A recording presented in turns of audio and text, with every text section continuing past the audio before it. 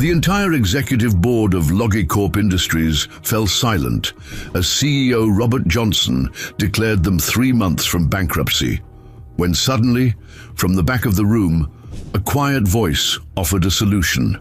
Not from an executive or consultant, but from Bobby Lewis, a simple warehouse worker clutching a worn notebook filled with hand-drawn diagrams. "Who let him in here?" sneered Kenneth Moore, the Harvard-educated operations manager. But what followed was an impossible bet that would transform not just the company, but the entire industry, as 15 years later, that same warehouse worker, with no degree, would become CEO of North America's most efficient distribution company, though the path there would cost him almost everything he held dear. Before we jump back in, tell us where you're tuning in from, and if this story touches you, make sure you're subscribed, because tomorrow I've saved something extra special for you. Dawn light filters through dusty windows of a massive, chaotic warehouse. Forklifts weave dangerously between towering shelves stacked with mismatched inventory. Workers scramble like ants in a disturbed hill. In the midst of this chaos stands Bobby Lewis, 45, unremarkable in appearance, but with intelligent eyes that miss nothing. He watches a forklift operator struggling to locate a pallet.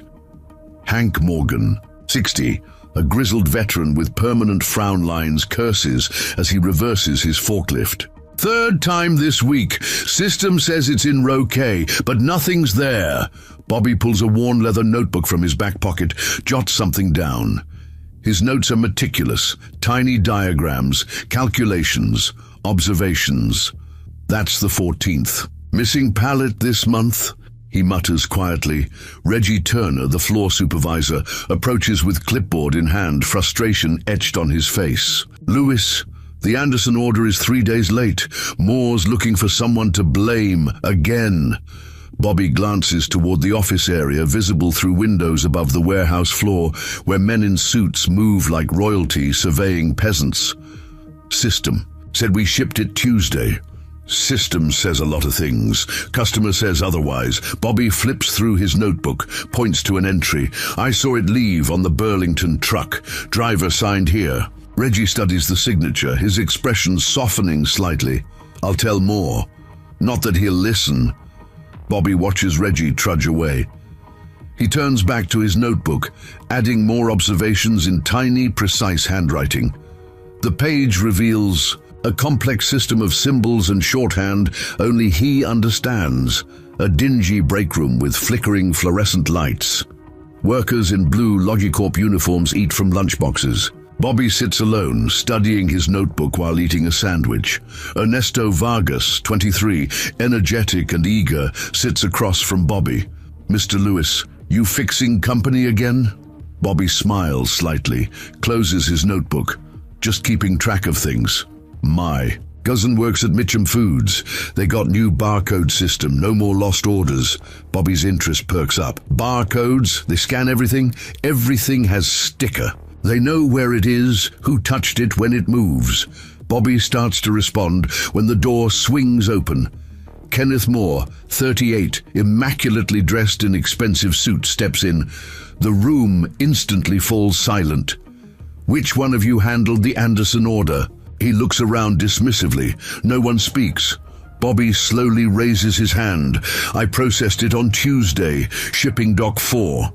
Kenneth approaches, looming over Bobby. "Well, congratulations. They're threatening to cancel their contract. That's $250,000 hit we can't afford." Bobby calmly opens his notebook. The driver signed for it. Jake Rodriguez left at 2:17 p.m. "What's this? Your little diary?" Kenneth snatches the notebook. "That's personal, sir." Bobby reaches for it. "Nothing's personal when we're losing clients."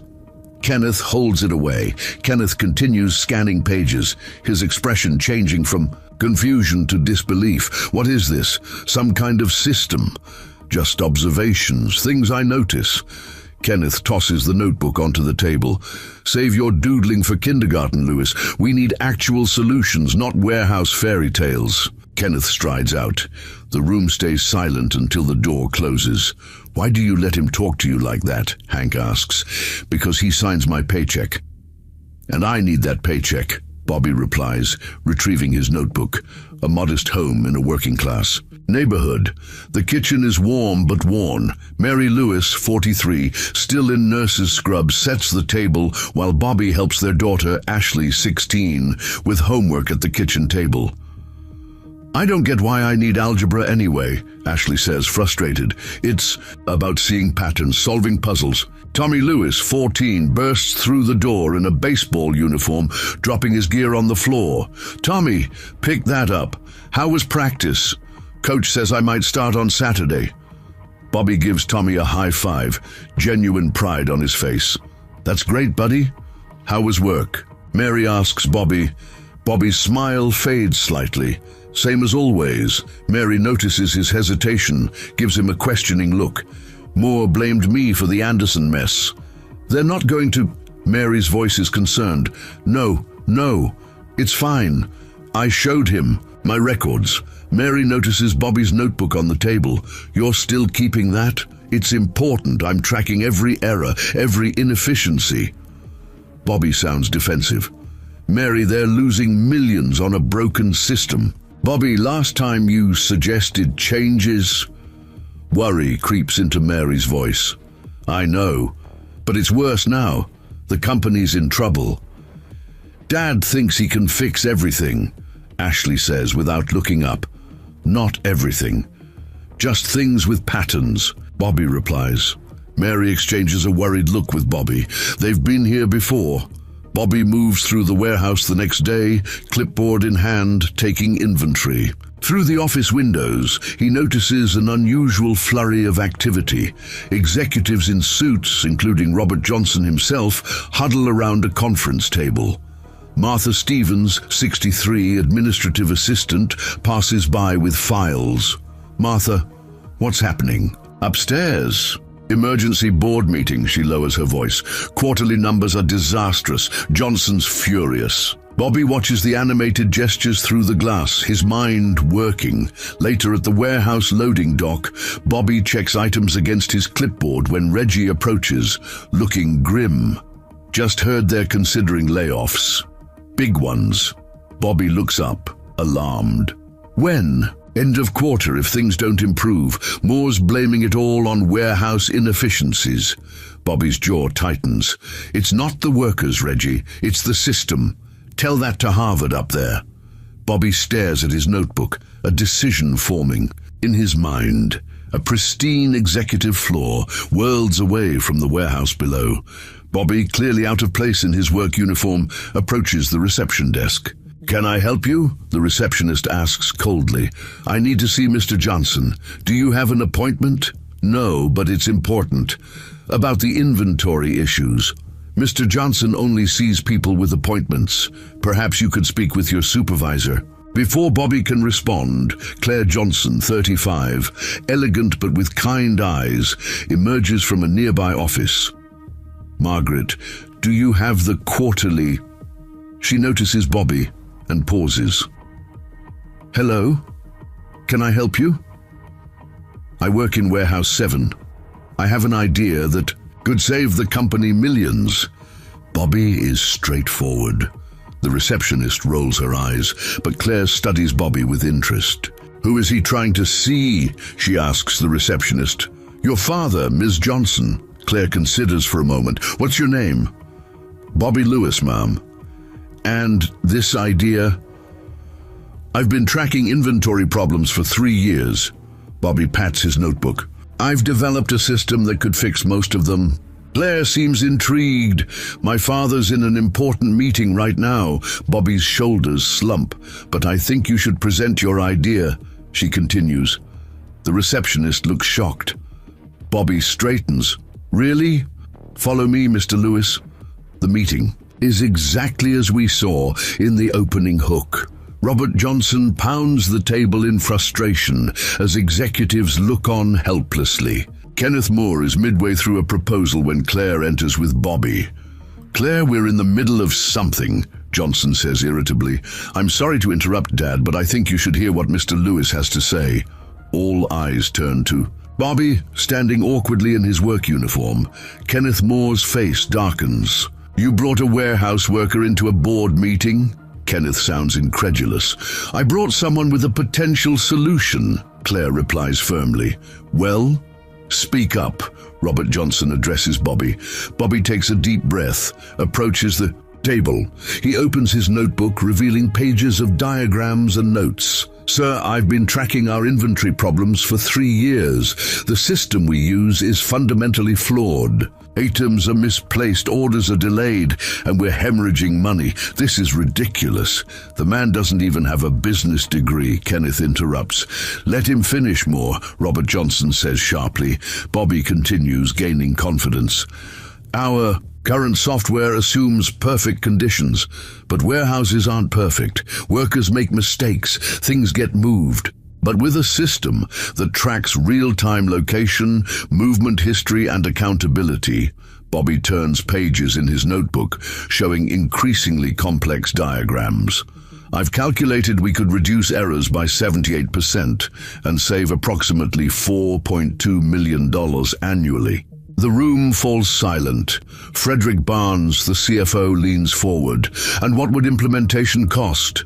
Less than 1 month of our current losses, Bobby answers confidently.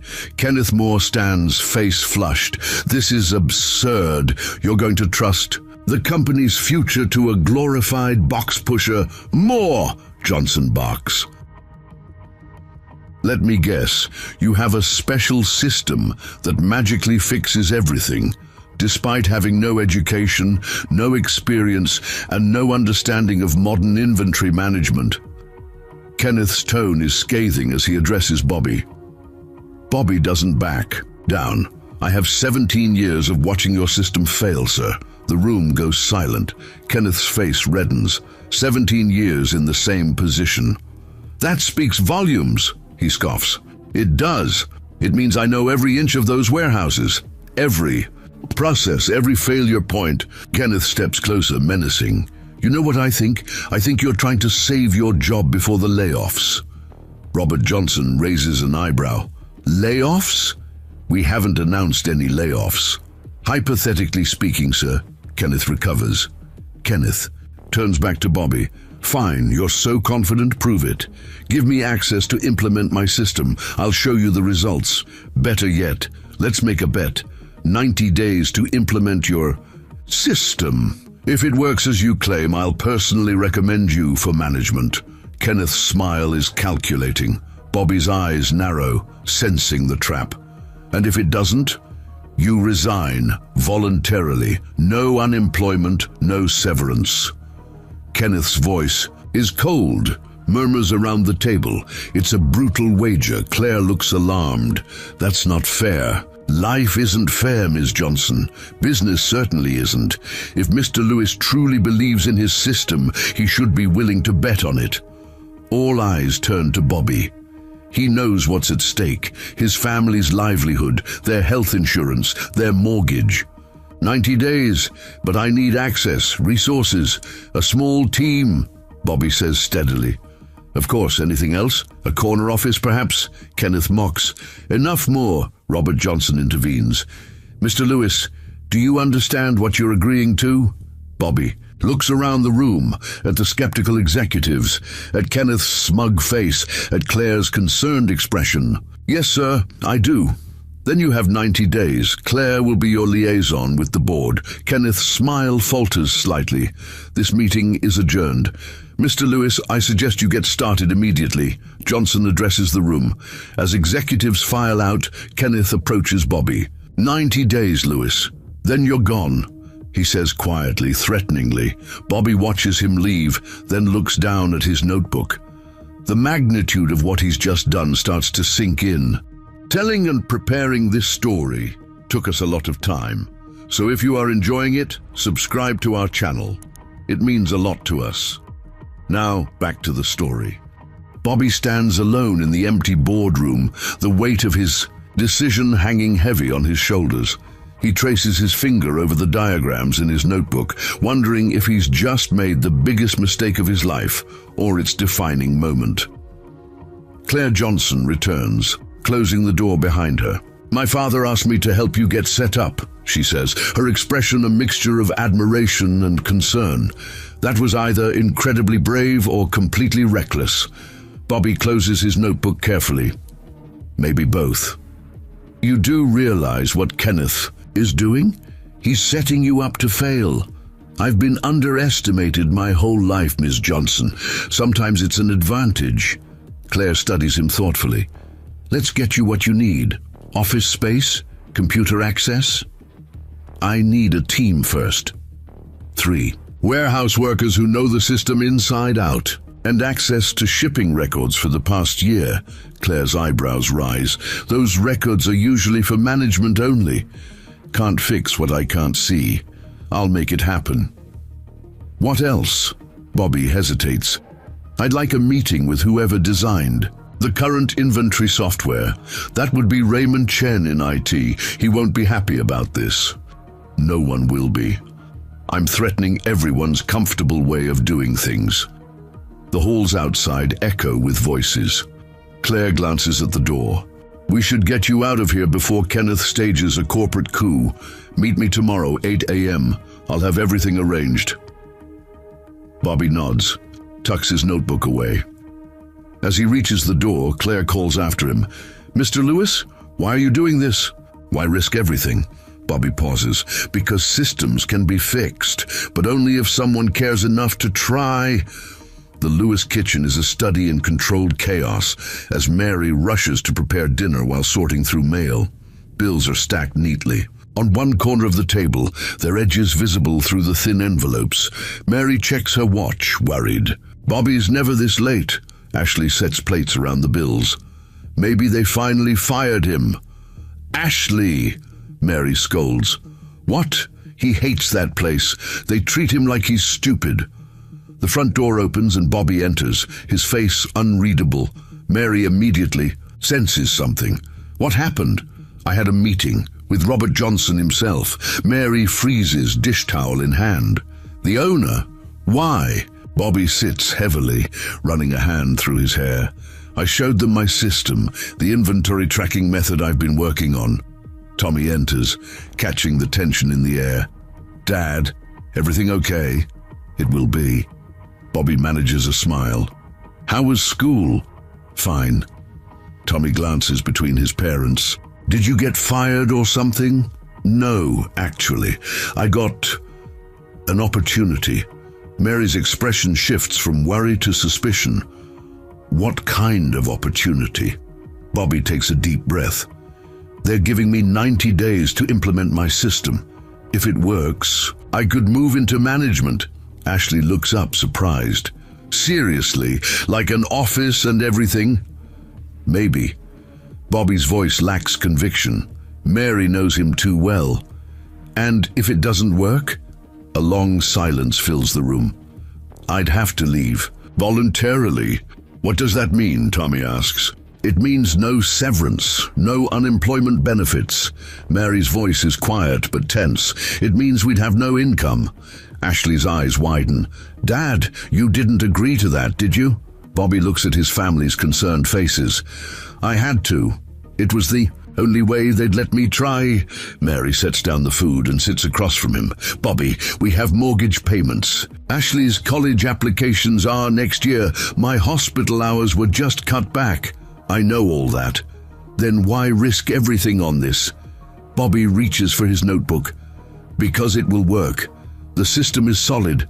I've checked and double-checked. Every aspect. Moore set this up, didn't he? Mary's tone reveals an old bitterness. It doesn't matter who set it up. This is my chance to finally prove what I can do. Tommy looks confused. But what exactly are you doing, Dad? Bobby opens his notebook, tries to explain in terms his son will understand.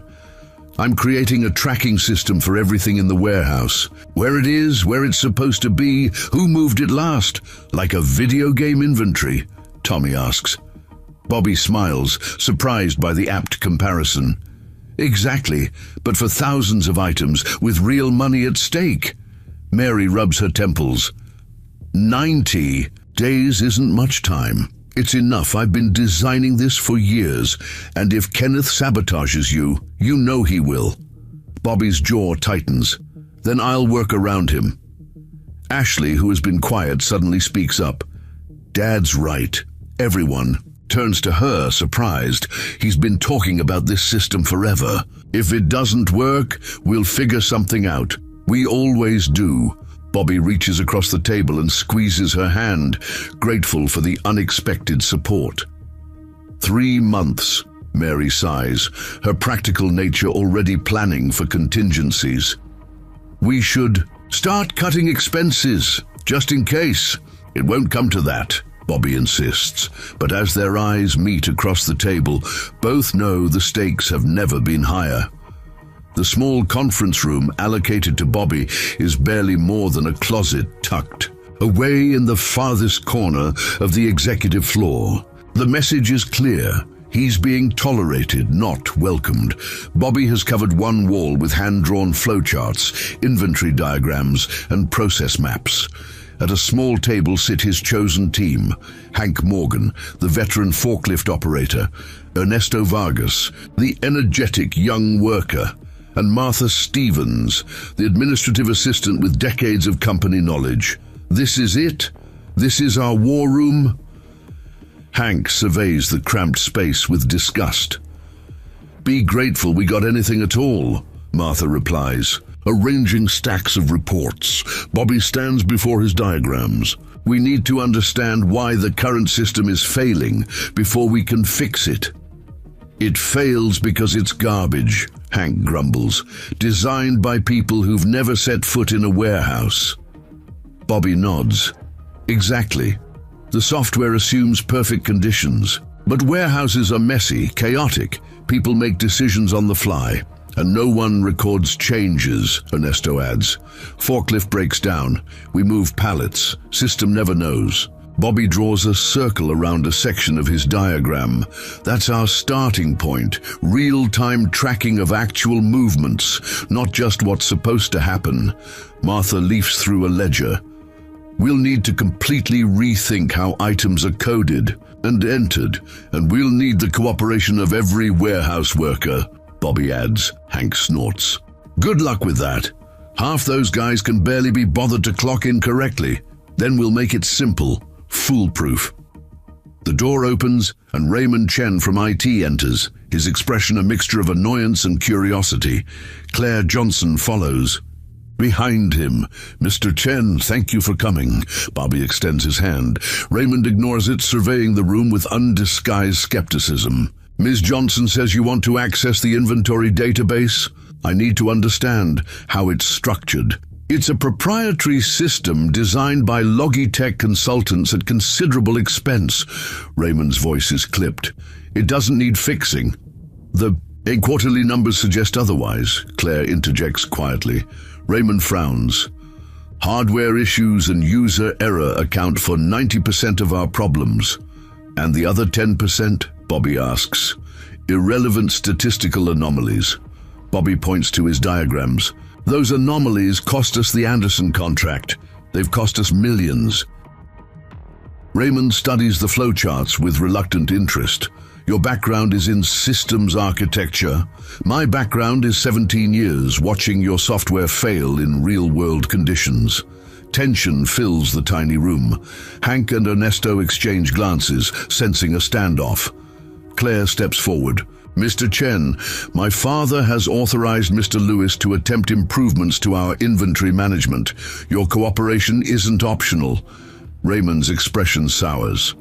Fine. What do you need? Database access, back-end visibility, admin privileges. Absolutely. Not.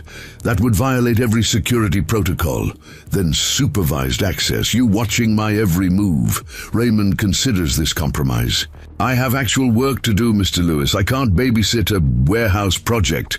2 hours of your time. Today. That's all I'm asking. After a long moment, Raymond relents. 2 hours? Not a minute more. As Raymond leaves to set up the access, Claire turns to Bobby with newfound respect. You know, most people can't get Raymond to budge an inch. Most people try to impress him with credentials. I just need his knowledge. Claire studies the wall of diagrams. This is impressive, Bobby. How long have you been working on it? Since my second year here, when I realized how much waste could be prevented.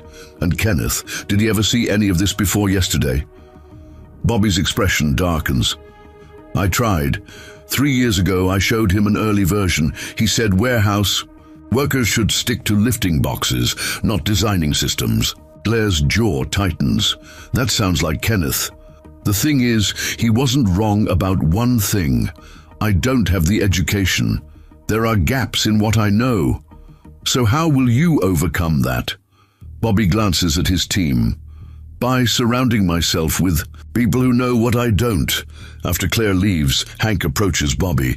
You really think we can beat Moore at his own game? We're not playing his game. We're creating a new one. Martha, who has been quietly observing, speaks up. You should know that Kenneth has already started a whisper campaign against you, telling everyone this is just a publicity stunt before mass layoffs. Let him talk, Bobby replies. We'll let results speak for themselves. The Millhaven Public Library is nearly empty as Bobby hunches over a computer terminal, surrounded by books on inventory management, database design, and logistics. His notebook lies open beside a stack of printouts. Stanley Freeman, a white-haired former engineering professor, pulls up a chair beside him. When your daughter said her father needed help with logistics algorithms, I was expecting someone in a suit, Stanley says with a wry smile. Bobby looks up, embarrassed. Ashley called you? I'm sorry. She shouldn't have bothered you. No bother. She's one of my brightest students. Says you have a natural mind for systems. I just see patterns where others don't. Stanley glances at Bobby's notebook. May I? Bobby hesitates, then slides the notebook over. Stanley flips through pages, his expression shifting from polite interest to genuine surprise. You developed this without formal training? Bobby nods, uncomfortable with the scrutiny. Remarkable. You've reinvented several standard logistics principles and improved upon them. Stanley taps a diagram. This routing algorithm, it accounts for human behavior, not just efficiency metrics. Warehouse workers take shortcuts. They improvise. The system needs to recognize that. Indeed, Stanley hands back the notebook. So why am I here? I have 90 days to implement this system or lose my job. But there are gaps in my knowledge, technical gaps I can't fill on my own. Stanley studies Bobby with new interest. And Kenneth Moore is actively working against you, I imagine. Bobby looks surprised. You know Kenneth? He was my student at Millhaven Community College before transferring to finish his degree elsewhere. Brilliant but arrogant. Never understood that theory without application is just academic masturbation. Bobby suppresses a smile at the blunt assessment. I'll help you, Stanley decides. But not here. My home workshop has everything we need, and Moore won't be watching. For the first time since making the bet, Bobby feels a flicker of real hope. The next morning, Bobby arrives at work to find the atmosphere in the warehouse has changed. Workers glance at him with a mixture of curiosity and skepticism. Conversations stop when he approaches. Reggie Turner intercepts him near the time clock. Moore called a meeting yesterday after you left. Told everyone not to get involved with your doomed project. Bobby's heart sinks. And he implied that those who help you might find themselves on the layoff list. There is no layoff list, Bobby insists. Maybe not yet. But everyone's spooked. Bobby surveys the warehouse, noting the averted gazes of workers he's known for years. What about you, Reggie? Where do you stand? Reggie shifts uncomfortably. I've got 3 kids in college, Bobby. I can't risk it. Bobby nods, understanding but disappointed. I wouldn't ask you to. He makes his way to his small conference room, finding Hank and Ernesto already waiting. Martha arrives moments later, looking flustered. They've revoked my access to the shipping records, she announces. Said it was a security reconciliation. Bobby's face darkens. Moore's moving faster than I expected. What do we do now? Ernesto asks. Bobby thinks for a moment. We adapt. If we can't access the system from above, we'll build it from below. Meaning, what exactly? Hank asks. We start in Warehouse 7, document everything manually, create our own parallel system that proves the concept. That's twice the work in half the time, Martha points out. Then we better get started. As they begin planning their new approach, the door opens. Claire enters, looking troubled. I just heard about the access revocation. I'll talk to my father. No, Bobby says firmly.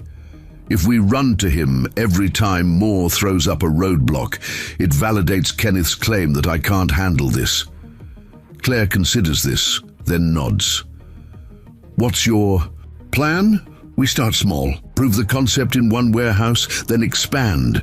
You'll still need some technical resources. I'm working on that. Can you get us barcode printers and scanners? I'll find a way, Claire promises. Don't let Kenneth get to you, Bobby. He's afraid. Of you? No, Bobby corrects her. He's afraid of what happens if I succeed. After Claire leaves, Bobby turns to his small team. We've got 86 days left, and now we're doing this the hard way. Hank grins unexpectedly. Good. I always work better with my back against the wall. Me too, Ernesto agrees enthusiastically. Martha sighs but taps her ledger with determination. Where do we start? Bobby unrolls a warehouse floor plan on the table. Right here, at the beginning. As they bend over the plans, Bobby pushes aside his doubts. The path forward has narrowed, but his resolve has only strengthened. Kenneth Moore might have the power and position, but Bobby has something more valuable. A lifetime of seeing what others miss. The game has changed, but the bet remains the same. 90 days to save his job, his family's security, and just maybe the company itself. 3 weeks into the project, Bobby's small conference room has transformed. The walls are covered with inventory maps, workflow diagrams, and progress charts. A bulletin board displays dozens of photographs showing warehouse operations from every angle. In the center stands a crude prototype, a rolling cart with a laptop, barcode scanner, and printer cobbled together with zip ties and duct tape. Hank pushes the cart around the small space, testing its stability. Not pretty, but it works. Bobby makes a final adjustment to the scanner mount. We need 3 more just like it, 1 for each main aisle in Warehouse 7. With what budget? Martha asks, reviewing their dwindling supplies. The purchasing department has lost our last 2 requisition forms. We'll build them ourselves, salvage parts from the maintenance shed. Ernesto looks up from the laptop, where he's testing the database. Professor Freeman's program is working. Scan item, location updates instantly. Bobby nods, pleased but distracted. The manual implementation is progressing, but far too slowly. They've managed to document and barcode only 12% of Warehouse 7's inventory in 3 weeks. At this rate, they'll need over a year to complete what they promised in 90 days. The door opens, and Claire enters with Raymond Chen, trailing reluctantly behind her. Mr. Lewis, I've persuaded Raymond to reconsider helping with your database integration, Claire announces. Raymond surveys the makeshift setup with poorly disguised disdain. I see you've been improvising. We work with what we have, Bobby replies. And how many items have you successfully integrated? Just over 3,000, Raymond raises an eyebrow. Out of how many? Bobby hesitates. Approximately 60,000 across all warehouses. So you're about 5% complete with less than 70 days remaining? Raymond calculates aloud. Mathematically impossible. Claire shoots Raymond a warning look, but Bobby responds calmly. That's why we need your help. The manual approach is too slow. And what exactly do you expect me to do? Help us interface with the main system. Create a bridge between our tracking method and the existing database. Raymond examines their prototype cart, his professional curiosity temporarily overriding his skepticism. These modifications to the scanning protocol, they're actually quite elegant. They account for real-world variables, worker behavior, environmental factors. Raymond picks up a diagram showing Bobby's routing algorithm. This shouldn't work, but somehow it does. Because it's built from the ground up, not the top down, Bobby explains. We started with what actually happens, not what's supposed to happen. Something shifts in Raymond's demeanor, the faintest recognition of a kindred problem solver. I might be able to help. Off the record, Claire smiles. I knew you'd see the potential. I'm not promising anything, Raymond clarifies. And if anyone asks, I'm conducting a security audit of warehouse operations. Understood, Bobby agrees. After Raymond and Claire leave, discussing technical details, Hank approaches Bobby. You know Moore's gonna find out about this. He's got eyes everywhere. Let him, we're not breaking any rules. Rules aren't the problem. It's the power games. Then we keep our heads down and work faster. A loud commotion erupts outside.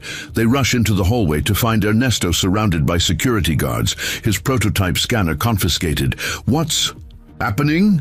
Bobby demands. Unauthorized equipment on the warehouse floor, a guard replies. Mr. Moore's orders. All non-standard technology is to be immediately impounded. Bobby steps forward. That equipment belongs to my project. Mr. Johnson authorized it. We have our orders, sir. As the guards leave with the scanner, Kenneth Moore appears, his timing suspiciously perfect. Safety protocols, Lewis. Can't have untested equipment endangering our workers. That equipment is critical to my system implementation, Kenneth examines, his fingernails casually. Then file the proper paperwork. Safety testing, compliance review, engineering assessment should only take about 3 months for approval. Bobby struggles to contain his anger as Kenneth walks away, satisfied with his latest obstruction. What now?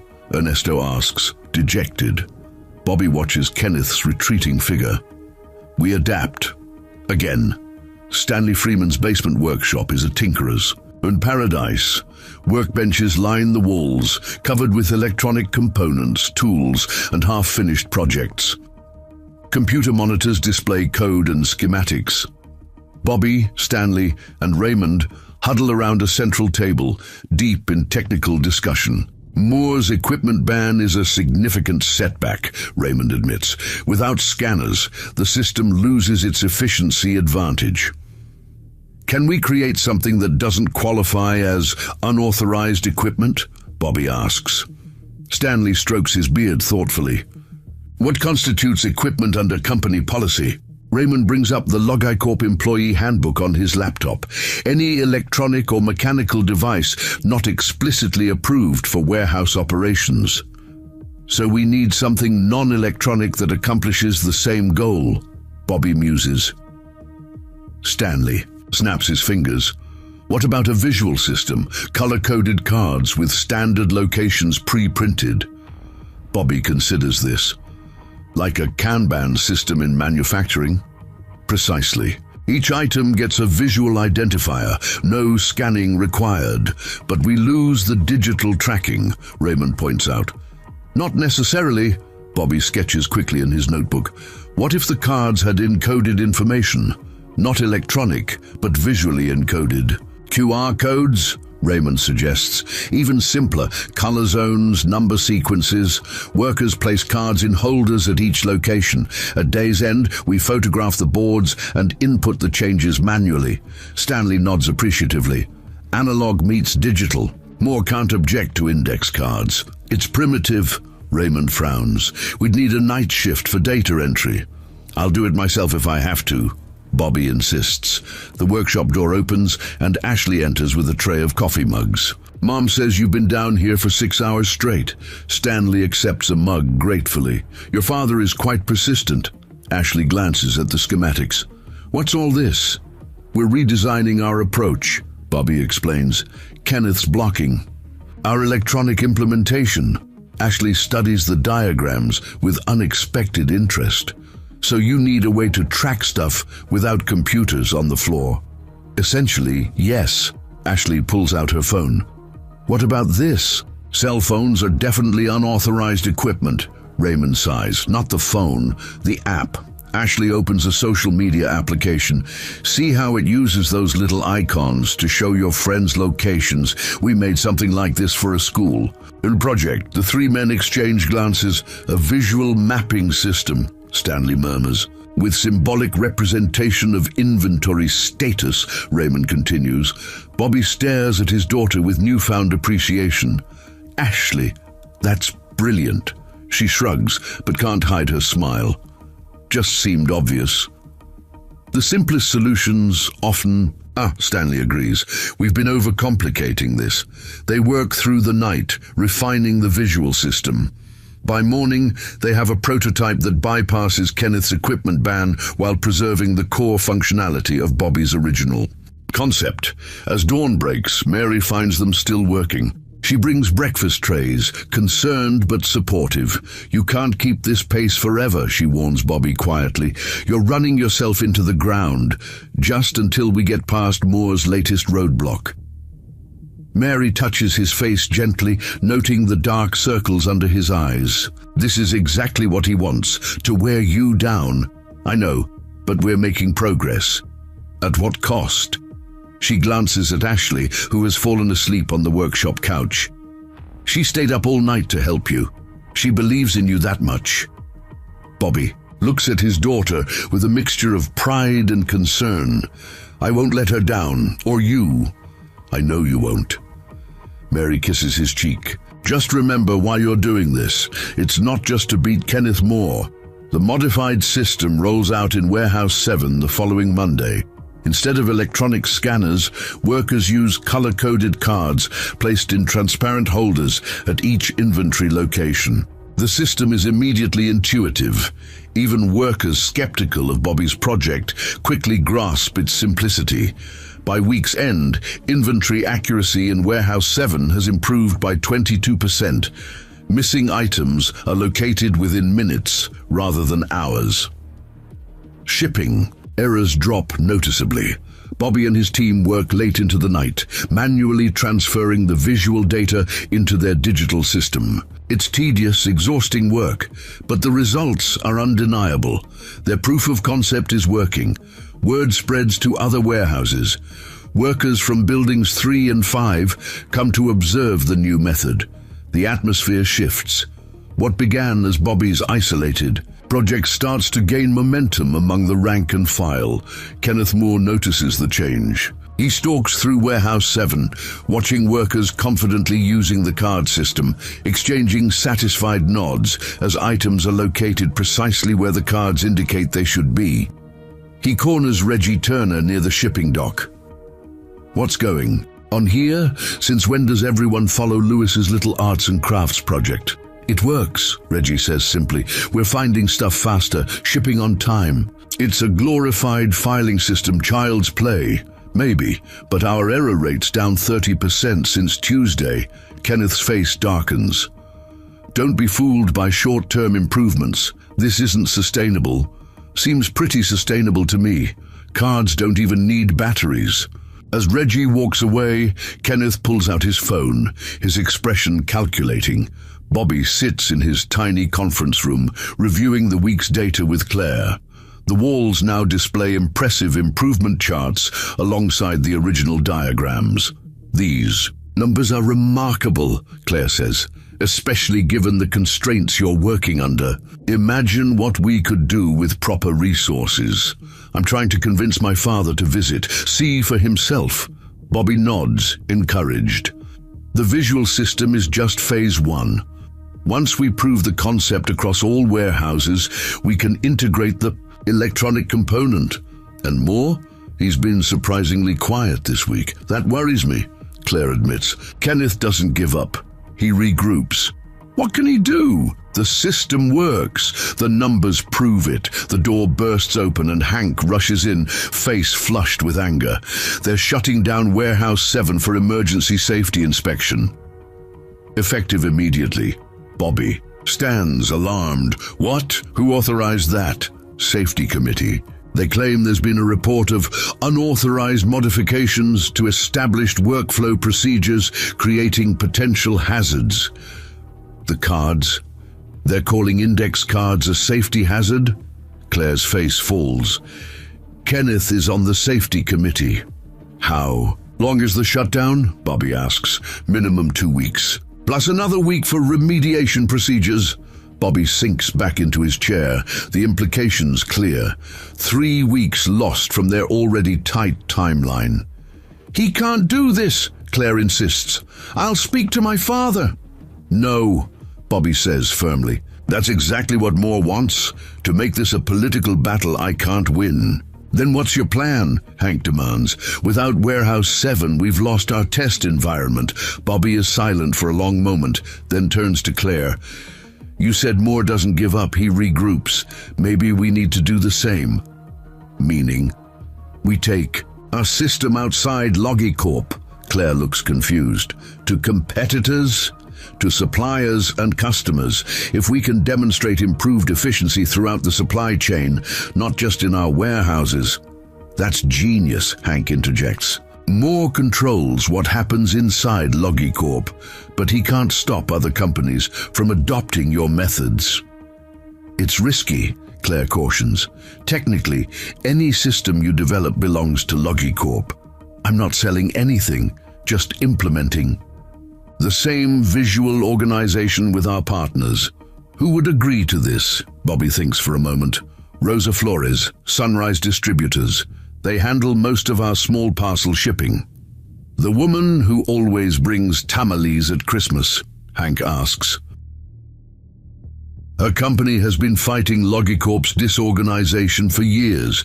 She'd benefit immediately from better coordination. Claire considers the plan.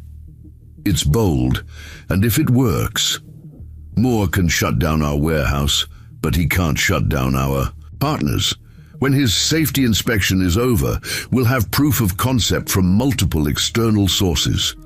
For the first time in weeks, Bobby feels a renewed sense of purpose. Kenneth Moore may control the battleground, but Bobby has just changed the nature of the war. Hank, call Rosa, set up a meeting for tomorrow. Claire, we'll need documentation of all our current results before they reset Warehouse 7. As they spring into action, Bobby allows himself a small smile. The path has never been straight, but each obstacle has forced them to innovate, to find new approaches they might never have discovered otherwise. 58 days remain. The bet still stands, and Bobby Lewis has just found a way to turn his greatest setback into his most promising opportunity. Sunrise Distributors occupies a modest facility on the outskirts of Millhaven. The small warehouse lacks LogiCorp's scale, but makes up for it with meticulous organization. Rosa Flores, a shrewd businesswoman in her late 30s, walks Bobby through her operation. We handle overflow shipping for 6 companies, including LogiCorp, Rosa explains. When your system backs up, we get the rush jobs. Double rates for expedited service. Bobby studies her tracking board. So you actually profit from our inefficiency. Rosa laughs. Don't sound so shocked. Business is business. But yes, your chaos pays my mortgage. Then why agree to meet with me? I'm essentially trying to cut into your revenue. They stop beside a wall of pending LogiCorp shipments, dozens of packages awaiting proper documentation, because chaos isn't sustainable, Rosa says soberly. 3 of your competitors have already switched to modern shipping. Their new German system is impressive. If LogiCorp doesn't improve, she leaves the implication hanging. You'd lose a major client, Bobby concludes, and 40 families that depend on this company would feel the impact. Rosa crosses her arms. So tell me about this system of yours. Bobby opens his notebook. It's built around visual tracking, accountability checkpoints, and real-time status updates. But the key is that it's designed for actual human behavior, not theoretical workflows. He explains the fundamentals while Rosa listens intently, asking occasional pointed questions. Her practical knowledge of logistics matches Bobby's own. "And Logicorp's management supports this initiative?" she asks finally. "Some do, others are resistant." "Kenneth Moore," Rosa states flatly. Bobby looks surprised. "You know him?" "He tried to cancel our contract last year. Said our operation was beneath Logicorp's standards. Fortunately, your shipping department raised holy hell. They know we're the only reason some of your deliveries make it out on time." Rosa studies Bobby's diagrams for another minute, then nods decisively. "I'll implement your system here. We'll track every Logicorp package with it for 30 days. "Thank you," Bobby says sincerely. "This partnership could benefit us both." "Don't thank me yet," Rosa warns. "I'm not doing this out of charity. If your system doesn't deliver measurable improvements, I'll scrap it immediately." "Fair enough." As they shake hands, Rosa adds, "One more thing. Kenneth will try to sabotage this. Are you prepared for that?" "I'm counting on it," Bobby replies. His predictability is becoming an advantage. Over the next 2 weeks, Bobby splits his time between Logicorp and Sunrise Distributors. With Warehouse 7 still shut down for safety inspections, he focuses on implementing his system at Rosa's facility. Hank and Ernesto help during off hours, while Martha continues documenting results. The visual card system proves even more effective at Sunrise than at Logicorp. Rosa's smaller, more adaptable operation embraces the changes readily. Within days, her employees are enthusiastically tracking every package with Bobby's color-coded methods. Meanwhile, at Logicorp, Kenneth Moore grows increasingly suspicious of Bobby's apparent calm in the face of the warehouse shutdown. He summons Raymond Chen to his office. "Chen, I need a detailed report on Lewis's database activities. What exactly is he doing with his system now that Warehouse 7 is offline?" Raymond's expression remains carefully neutral. "I wouldn't know." "Sir, IT hasn't been involved since the equipment restrictions were implemented." Kenneth leans forward. "Don't play games with me. I know you've been helping him off the books." "I've been conducting security audits of warehouse operations as directed." "Fine. Keep your professional suicide pact with Lewis if you want. But understand this, when his project fails, everyone associated with it goes down too." Raymond adjusts his glasses. "Is there anything else you needed, Mr. Moore?" Kenneth dismisses him with a wave, then turns to his computer. He types a search for Sunrise Distributors, acting on a tip from one of his warehouse informants. His eyes narrow as he reads about the small company and its connection to Logicorp. On the other side of town, Bobby sits at the Lewis family dinner table, more relaxed than he's been in weeks.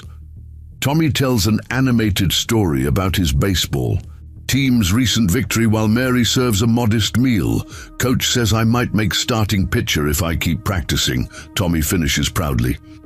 "That's great, bud," Bobby says, genuinely engaged for the first time in weeks. Ashley looks up from her textbook. "Dad, Professor Freeman asked if you're coming by the workshop tonight." "Not tonight. I promised your mom I'd take a break." Mary squeezes his shoulder gratefully. "How's the Sunrise implementation going?" "Better than I expected. Rosa's team picked it up immediately." "And Kenneth? Has he figured out what you're doing?" "Not yet. But he will."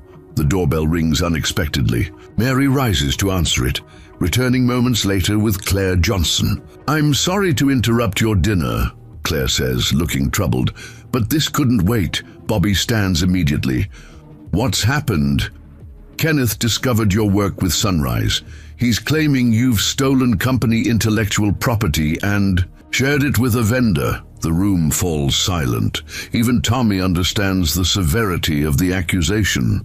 "That's ridiculous," Bobby says finally. "The system uses basic organizational principles. There's nothing proprietary about it.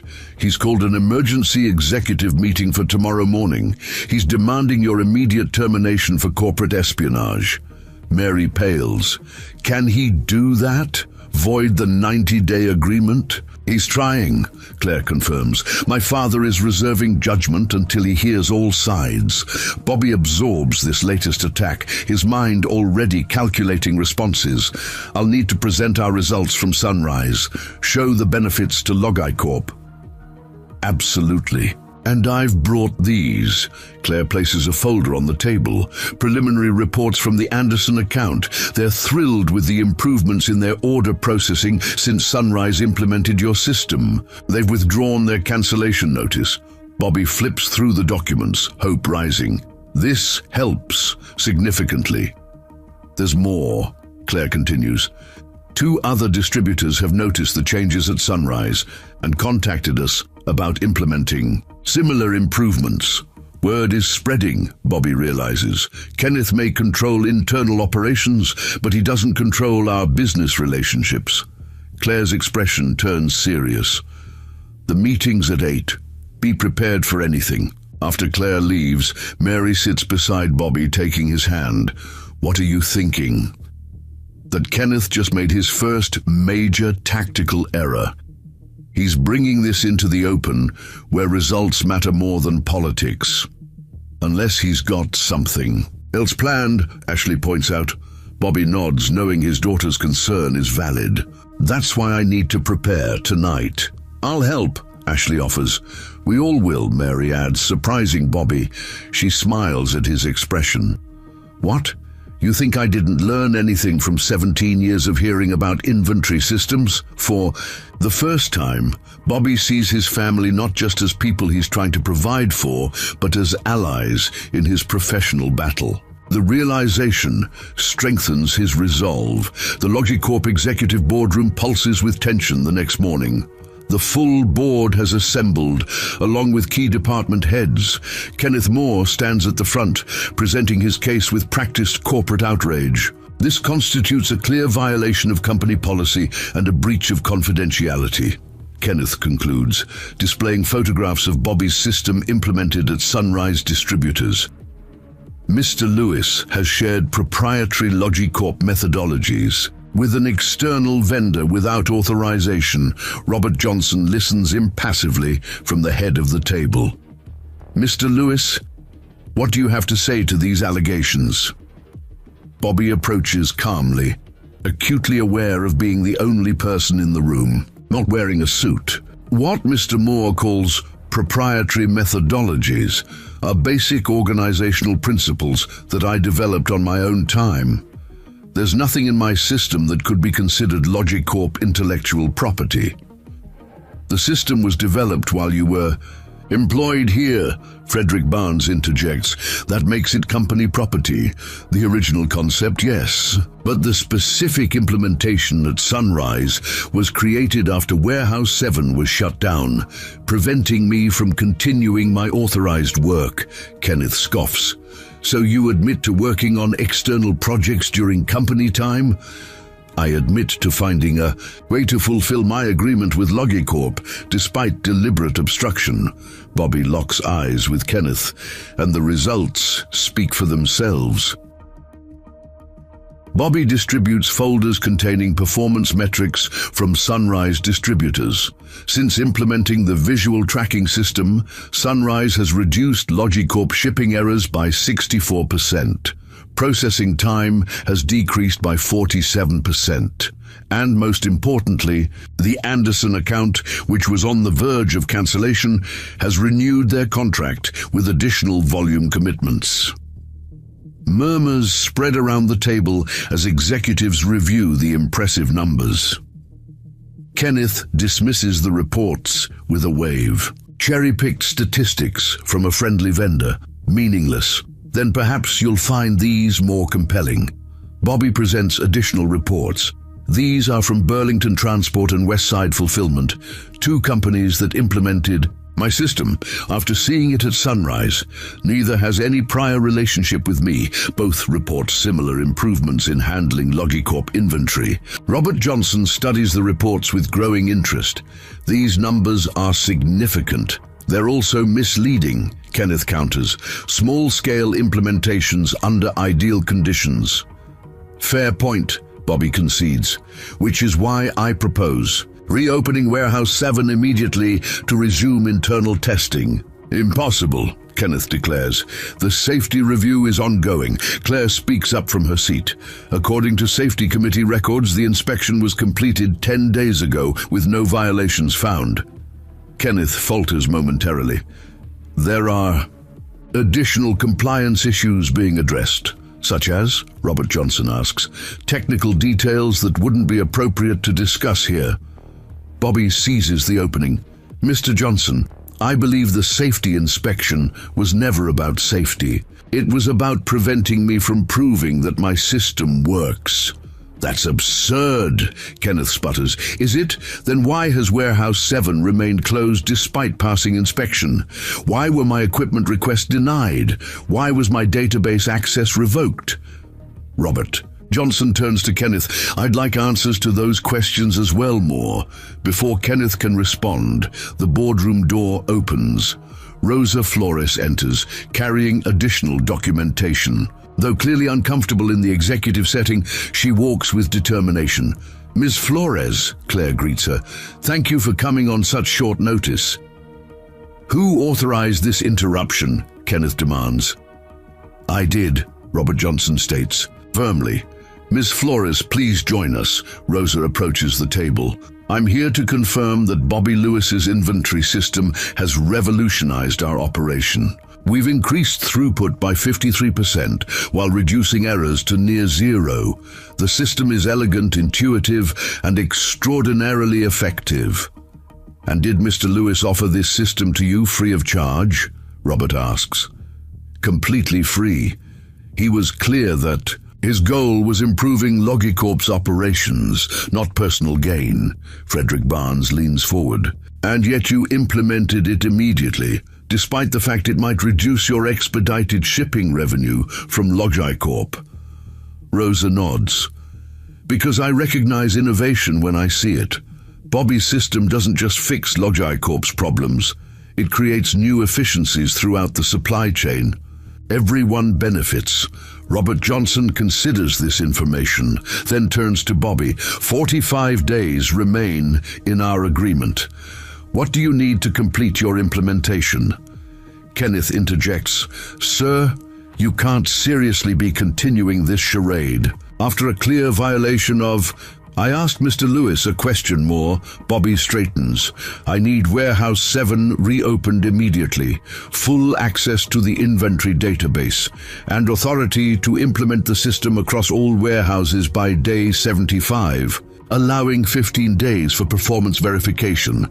Absolutely not, Kenneth objects. This is a massive overreach. Granted, Robert Johnson states decisively, and Ms. Johnson will continue to serve as executive liaison, with authority to remove any obstacles to implementation.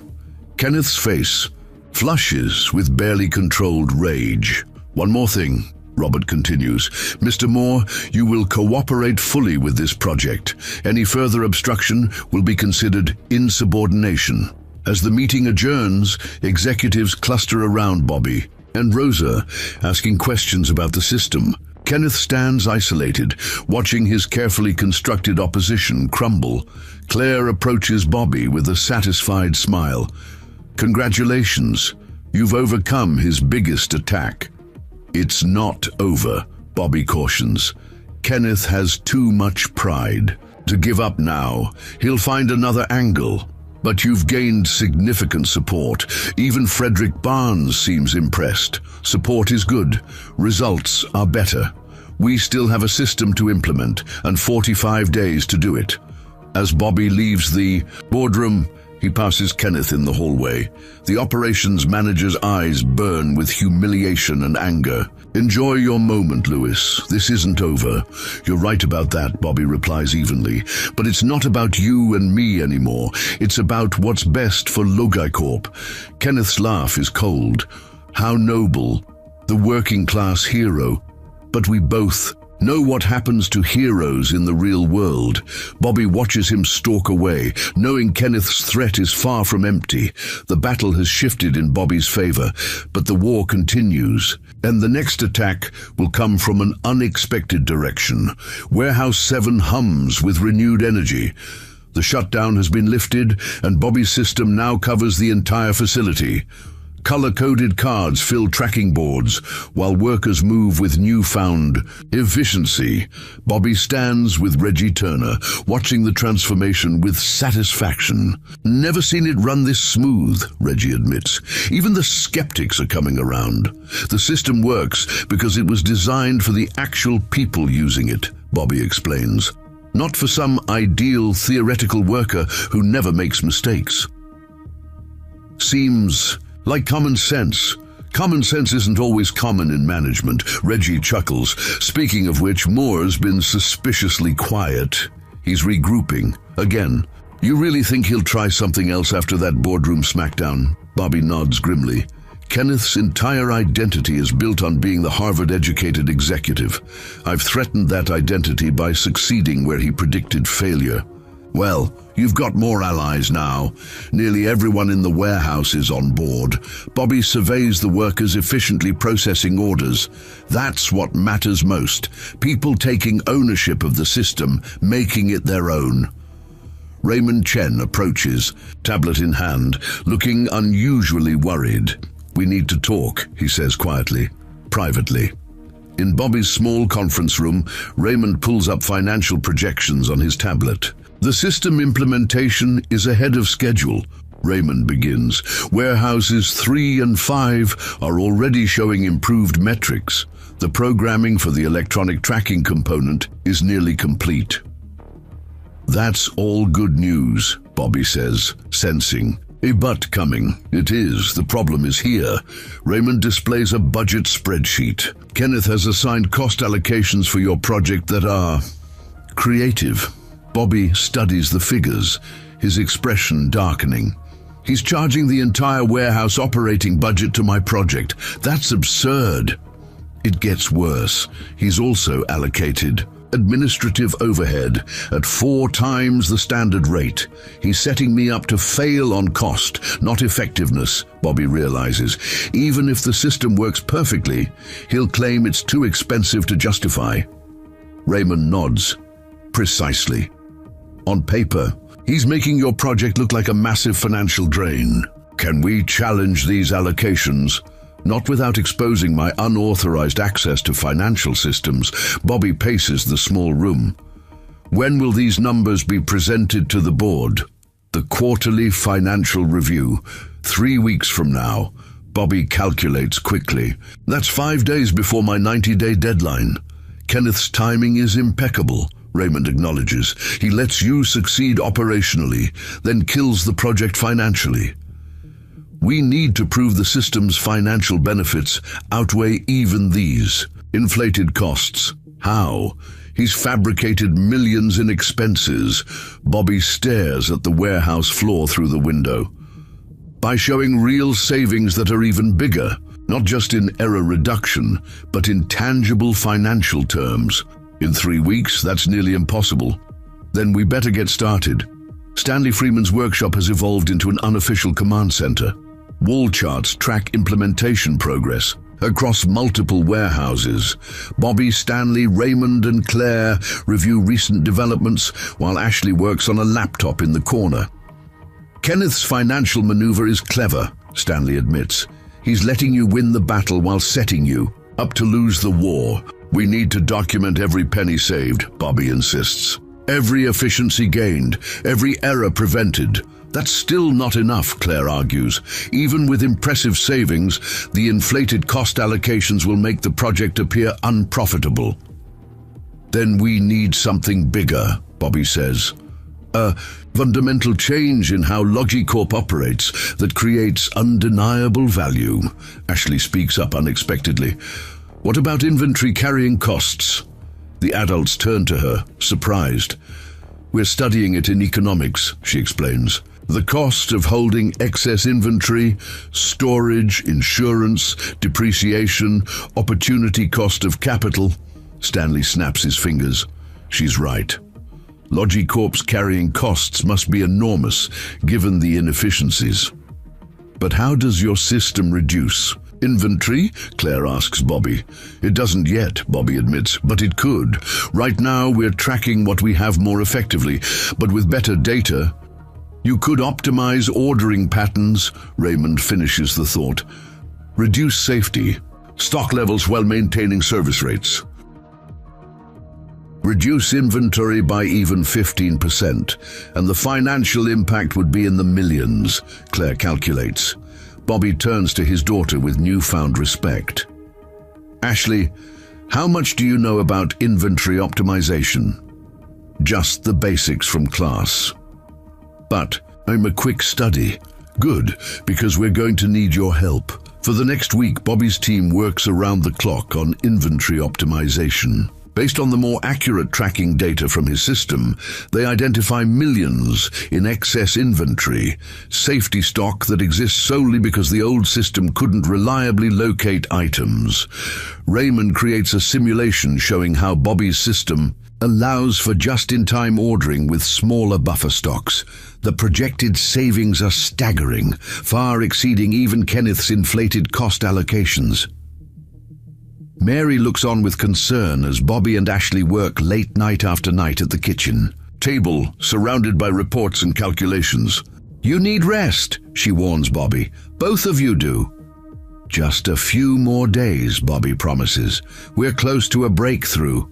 That's what you said last week, and the week before. Ashley yawns but doesn't stop typing. It's okay, Mom. This is important. Mary sits with them. I know it is, but your health matters too. She studies the spreadsheets. What are you trying to solve? How to prove the financial value of improved inventory turnover? Bobby explains. We know the system works, but we need to quantify it in dollars and cents. Mary considers this. When I order supplies at the hospital, we use something called the economic order quantity model. It balances ordering costs against carrying costs.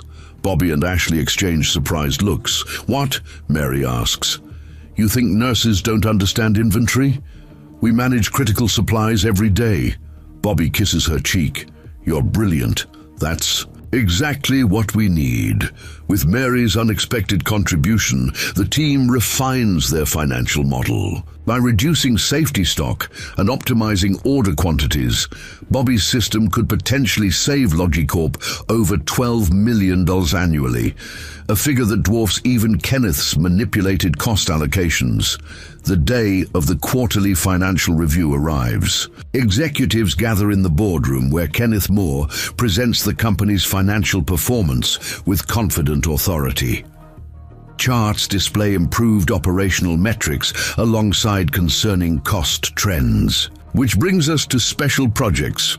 Kenneth transitions smoothly, pulling up a slide titled Inventory System Implementation Costs. As you can see, while Mr. Lewis's project has shown some operational improvements, the financial impact has been severely negative. Implementation costs have exceeded initial estimates by over 300%. Robert Johnson frowns at the figures. These numbers seem excessive. Unfortunately, they're accurate, Kenneth replies. The project has required significant resources across multiple departments. And the benefits? Claire asks. Have you quantified those as well? Certainly. Error reduction and efficiency improvements are projected to save approximately $2.1 million annually, against implementation costs of $8.7 million and ongoing maintenance of $3.4 million per year. The project would never achieve positive ROI, Frederick Barnes concludes. Precisely, Kenneth confirms with barely concealed satisfaction. Has Mr. Lewis seen these figures? Robert Johnson asks. He's been provided with regular budget updates. Robert turns to Claire. Where is Bobby now? He should be part of this discussion. He requested time to prepare his own financial assessment, Claire explains. He should be here momentarily. Kenneth smiles thinly. I'm sure Mr. Lewis has a very creative interpretation of the numbers, but facts are facts. The boardroom door opens, and Bobby enters with Raymond, Stanley, and, unexpectedly, Ashley. They carry bound reports and a portable presentation stand. "Mr. Lewis," Robert greets him. "We were just reviewing the financial impact of your project."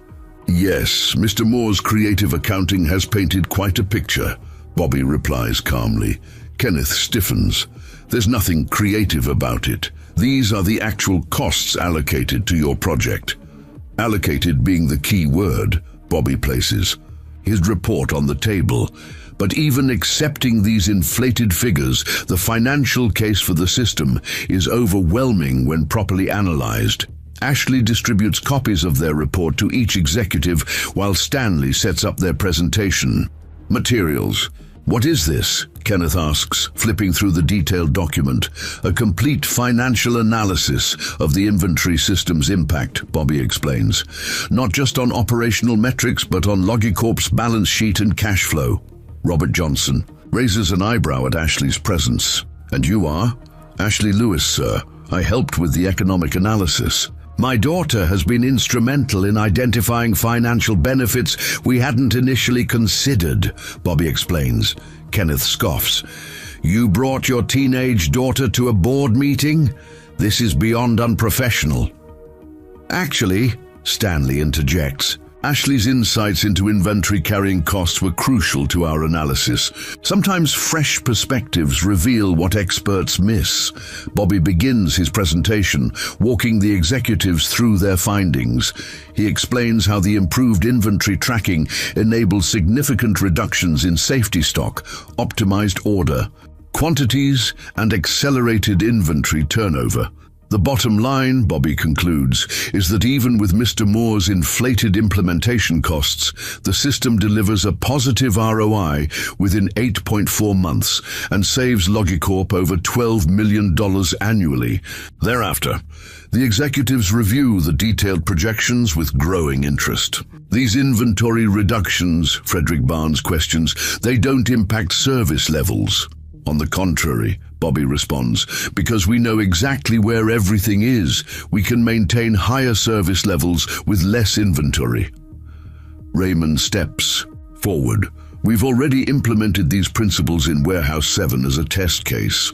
In 3 weeks, we've reduced inventory by 12% while improving order fulfillment rates." Kenneth attempts to regain control. "This is all theoretical. The actual financial results show exactly what we'd expect during implementation." Bobby interrupts. "Initial costs followed by accelerating returns. The question is whether Logicorp wants short-term accounting optics or long-term financial strength." Robert Johnson studies both presentations carefully. "Mr. Moore, did your financial analysis include these inventory optimization benefits?" Kenneth shifts uncomfortably. "Those benefits are speculative at best." "They're not speculative," Ashley speaks up, surprising everyone. "They're fundamental economic principles. The economic order quantity model has been standard practice since 1913. The room falls silent as executives look from the confident teenager to Kenneth Moore, whose face has flushed dark red. "Well," Robert says finally, "it seems we have competing financial interpretations, but the preliminary results from Warehouse 7 support Mr. Lewis's projections. 5 days remain in our 90-day agreement," Bobby reminds them. "I propose a final assessment based on actual financial results from the 3 warehouses where the system is fully implemented." "Agreed," Robert decides. "Mr. Barnes, please work with both Mr. Lewis and Mr. Moore to validate the financial impact." "I want objective numbers, not allocated ones." As the meeting concludes, Kenneth intercepts Bobby in the hallway, fury barely contained. "Bringing your daughter to undermine me? That's a new low, Lewis. She earned her place in that room with insights." "You missed," Bobby replies evenly. "Enjoy your moment. The final assessment will tell the real story." "Yes," Bobby agrees. "It will." As Kenneth stalks away, Claire approaches with a concerned expression. "You've backed him into a corner. That makes..." Him dangerous, I know. But for the first time, I truly believe we're going to win this. Because of the numbers, because of the people, Bobby corrects her, watching Ashley discussing economic theory with Frederick Barnes. This was never just about an inventory system. It was about recognizing value wherever it exists, in warehouses, in teenagers, in unexpected places. Claire follows his gaze. Your daughter is impressive. Yes, Bobby says proudly. She is. What neither notices is Kenneth watching them from around the corner, his expression calculating as he observes Ashley. His phone appears in his hand, and he takes a picture of the teenager before walking away, a new plan already forming in his mind. With only 5 days remaining, Kenneth Moore has found Bobby Lewis's greatest vulnerability, and he intends to exploit it. The Lewis household buzzes with cautious optimism. For the first time in months, the family eats dinner together without spreadsheets or inventory reports cluttering the table. Bobby seems more relaxed than he has been since making the bet with Kenneth Moore. So it's really going to work? Tommy asks, passing the mashed potatoes. You'll win the bet? The final assessment is in 3 days, Bobby explains. But yes, it looks promising. Mary squeezes his hand. You deserve this. After everything Kenneth put you through. We're not celebrating yet, Bobby cautions. Moore still has time for one last move. Ashley rolls her eyes. What can he possibly do now? The numbers speak for themselves. Numbers can be interpreted different ways, Bobby reminds her. And Kenneth is very good at spinning narratives. Well, I'm proud of you no matter what happens, Mary says firmly. We all are. The phone rings, interrupting their conversation. Mary answers, her expression quickly shifting from annoyance to concern. It's Principal Miller from Ashley's school, she tells Bobby, covering the receiver. She says it's urgent. Bobby takes the phone, listening intently. His face gradually darkens. I understand. We'll be right there. He hangs up and turns to Ashley. We need to go to the school now. What? Why? Ashley looks genuinely confused. Principal Miller says you've been accused of cheating on your advanced economics exam and stealing test answers. What? That's insane. I would never... I know, Bobby interrupts, but we need to address this immediately. Principal Susan Miller's office feels unnecessarily formal. She sits behind her desk with a stern expression while Ashley and Bobby sit across from her. A folder labeled Academic Integrity Violation lies open between them. The evidence is concerning, Ashley, Principal Miller explains. Your paper contained the exact phrasing from the answer key, including a specific example that wasn't covered in class, because I studied that example in my research for Dad's project, Ashley insists. Professor Freeman recommended those exact sources. And we're supposed to believe that an apparent overlap with the test answers is mere coincidence? Bobby leans forward. My daughter doesn't cheat, Ms. Miller. She doesn't need to. I understand your position as a parent, Mr. Lewis, but we have to follow protocol, which means what exactly? Principal Miller sighs. Ashley will receive a 0 on the exam. The violation will be noted in her permanent record, and she'll be placed on academic probation, making her ineligible for the National Merit Scholarship. Ashley's face crumples. But I've been working toward that scholarship for 3 years. We need it for college. There must be a way to prove her innocence, Bobby insists. The burden of proof lies with Ashley, Principal Miller explains, unless she can demonstrate that she came by this knowledge legitimately. Bobby's mind races, connecting dots. When exactly was this accusation made? This morning. A concerned student left an anonymous note with copies of both Ashley's test and the answer key, highlighting the similarities. And you don't find the timing suspicious? 3 days before my final assessment at Logicorp? Principal Miller looks Confused. I don't see the connection. Someone's trying to distract me during the most critical moment of the past 90 days. And they're using my daughter to do it. Mr. Lewis, not everything connects to your work situation. Bobby stands. I'd like to see the anonymous note. Principal Miller hesitates, then slides a paper across her desk. Bobby examines it carefully, noting the distinctive corporate letterhead it's printed on, Logicorp stationery, with the corner carefully torn off. Ashley, we're leaving. Ms. Miller, no action will be taken until we've had a chance to properly address these allegations. Mr. Lewis, the school policy clearly states the school policy doesn't account for corporate sabotage. Outside the school, Ashley breaks down in tears. Dad, I swear I didn't cheat. I would never do that. I know, Bobby assures her.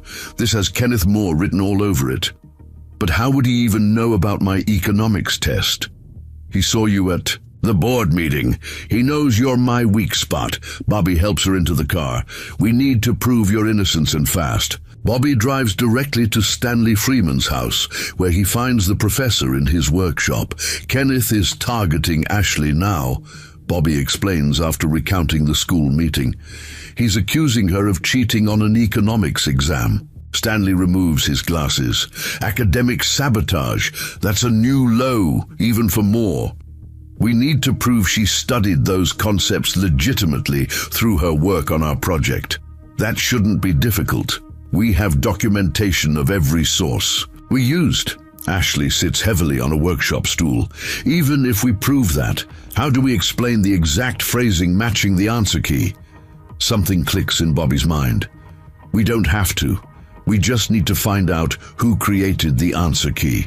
Back at Logicorp, Bobby marches through the executive floor with unprecedented confidence. He bypasses Kenneth's office and heads directly to Claire Johnson's door, knocking firmly. Bobby, Claire greets him surprised. Shouldn't you be preparing for the final assessment? Kenneth has made this personal, Bobby explains, showing her the school accusation. He's targeting my daughter now. Claire reads the document, her expression hardening. This is despicable. But what can I do? I need to know who creates the educational materials for Logicorp's college scholarship program. Claire raises an eyebrow. That would be the Community Outreach Department. They partner with local schools on business education. And who oversees that department?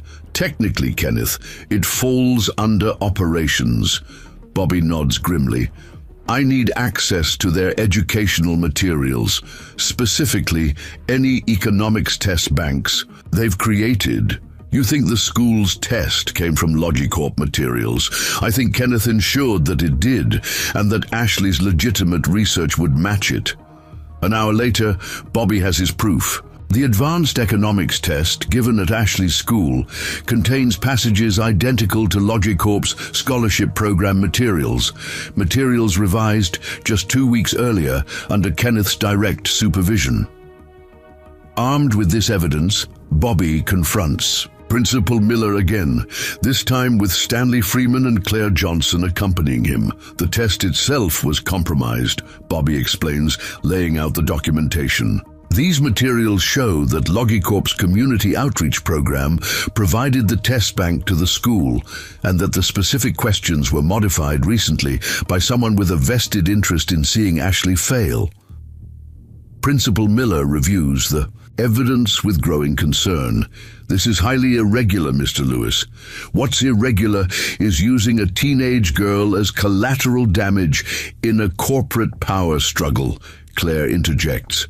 Logicorp will be issuing a formal apology to both the school and Ashley for this inappropriate manipulation of educational materials. Stanley adds his academic credibility to the case. As Ashley's independent study advisor, I can personally attest that she has been researching these economic principles legitimately for weeks. Her knowledge comes from proper academic study, not cheating. Principal Miller looks overwhelmed by the high-profile intervention. I'll need to consult with the superintendent. Of course, Bobby agrees. But in the meantime, Ashley's academic record should reflect her actual accomplishments, not false accusations. As they leave the principal's office, Ashley hugs her father tightly. Thank you for believing in me. Always, Bobby promises. And now we need to prepare for tomorrow. Kenneth's last stand? Exactly. He just showed us how desperate he is. That makes him vulnerable. The following morning, Kenneth Moore enters Robert Johnson's office with an air of forced confidence. The CEO looks up from his desk with a neutral expression. You wanted to see me before the final assessment, Kenneth? Yes, sir. I've prepared a comprehensive analysis showing why Lewis's system, while operationally functional, remains financially untenable. Robert studies him. Yet the preliminary numbers from Mr. Barnes indicate otherwise. Barnes is only seeing what Lewis wants him to see, the long-term sustainability. Kenneth, Robert interrupts, let's be candid. Your opposition to this project has gone beyond professional concern into personal vendetta. Kenneth stiffens. I assure you, my only interest is protecting LogiCorp's financial health. Is that why you manipulated educational materials to target Mr. Lewis's daughter? The blood drains from Kenneth's face. I don't know what you're talking about. Claire has provided me with the documentation, the altered test materials, the anonymous note on LogiCorp stationery. Sir, I can explain. No, Kenneth, you can't. There is no explanation that justifies using a teenager as a pawn in your professional grudge match. Kenneth's composure cracks. Lewis doesn't belong in management. He's a warehouse worker who got lucky with a simple idea that any first-year MBA could have developed. And yet none did, including you. Robert rises from his desk. The final assessment proceeds in 1 hour. You will participate professionally or not at all. Is that clear? Kenneth struggles to regain his dignity. Yes, sir. And Kenneth, regardless of today's outcome, we will be discussing your future at LogiCorp tomorrow morning. The boardroom feels different as executives gather for the final assessment. The tension remains, but it's no longer centered on Bobby Lewis. Now all eyes track Kenneth Moore, whose usual immaculate appearance shows subtle signs of strain. A slightly crooked tie, a missed spot while shaving. Frederick Barnes presents the financial findings first. His normally dry delivery carries unexpected enthusiasm. The inventory system has exceeded all reasonable financial projections, Barnes concludes. Implementation costs, when properly allocated, show a return on investment within the first quarter of operation. Annual savings are conservatively estimated at $9.2 million, with potential upside to $14 million as we optimize further. Robert Johnson nods appreciatively, and the operational assessment? Claire takes over, displaying metrics from all 5 warehouses where the system now operates. Error rates down 72%, processing time reduced by 58%. Customer complaints decreased by 84%. Most importantly, the Anderson account has increased their orders by 30%, citing our improved reliability as the determining factor. Kenneth sits silently, his usual interjections noticeably absent. Mr. Lewis, Robert turns to Bobby, your 90 days conclude tomorrow. By any objective measure, your system has proven successful beyond our expectations. The bet, as stated, has been won convincingly. Bobby accepts the acknowledgement with quiet dignity. Thank you, sir, but success wouldn't have been possible without my team. Hank, Ernesto, Martha, Raymond, and Professor Freeman. Not to mention the warehouse staff who embraced change despite initial skepticism. Noted and appreciated. Robert agrees. Now, as per our agreement, I believe Mr. Moore owes you a management recommendation. All eyes turn to Kenneth, who struggles, visibly with the public humiliation. He begins, then falters. The room waits in uncomfortable silence. Bobby unexpectedly breaks the tension. If I may, Mr. Johnson, I'd like to propose an alternative to the original terms. Go on. Rather than a management position based on Mr. Moore's recommendation, I'd prefer to establish a new department, systems implementation, that works across divisional boundaries to improve operational efficiency throughout Logicorp. Robert considers this an interesting proposal. And what position would you hold in this new department? I'd like to lead it, Bobby states confidently, with a team selected for their practical knowledge rather than their academic credentials. Kenneth can't contain himself. This is absurd. He's using his temporary success to create an empire within the company. Without proper management training, the results speak for themselves, Mr. Moore. Robert interrupts. Mr. Lewis has demonstrated more effective management in 90 days than some of our MBA graduates have shown in years. Frederick Barnes, surprising everyone, supports Bobby's proposal. From a financial perspective, this makes perfect sense. Lewis's approach has proven its value. Expanding it company-wide is simply good business. Robert makes his decision. Proposal accepted. Mr. Lewis, you'll report directly to me as Director of Systems Implementation, effective immediately. The room erupts in congratulations. Claire beams with pride, while Kenneth sits frozen in shock. As the meeting adjourns, Kenneth approaches Bobby with cold fury in his eyes. You think you've won? This isn't over, Lewis. Actually, Kenneth, it is, Bobby replies calmly. You turned this into a competition, but it never was. It was about making Logicorp better, and now we both have to live with the results. Kenneth's response comes through gritted teeth. You got lucky, nothing more. No, Bobby disagrees. I paid attention to what everyone else ignored. There's a difference. As Kenneth storms out, Claire approaches Bobby. Congratulations, Director Lewis. How does it feel? Bobby watches Kenneth's retreating figure with unexpected compassion. Complicated. He's not entirely wrong, you know. I don't have the education he does. But you have something more valuable, the ability to see solutions where others see only problems. Claire smiles. So what's next for the new department? Bobby's eyes light up with the possibilities ahead. There's so much more we can improve. The shipping department, customer service integration, supplier coordination. One step at a time, Claire laughs. You've earned at least one day to celebrate. Bobby nods, his thoughts already turning to his family. You're right. There are some people who deserve to hear this news first. As Bobby leaves the boardroom, now walking the executive floor, not as an outsider but as a peer, he realizes the true victory isn't the title or the vindication.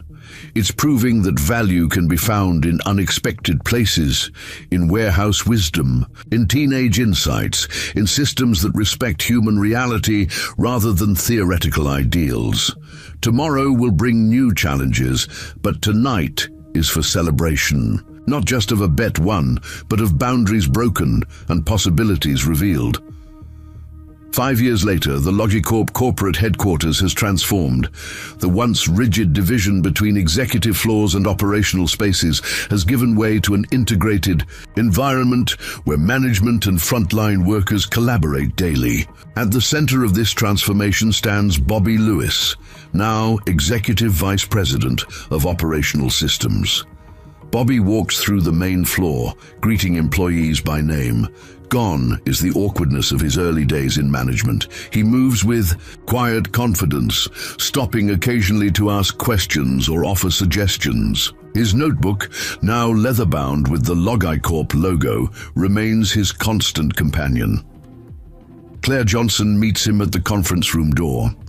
Now Chief Operating Officer, she's overseen Logicorp's evolution into an industry leader in logistics. Efficiency, ready for the quarterly review? She asks. Always, Bobby smiles, though I doubt there'll be any surprises. Inside, the executive team awaits. Many faces are new, but some remain from Bobby's warehouse days.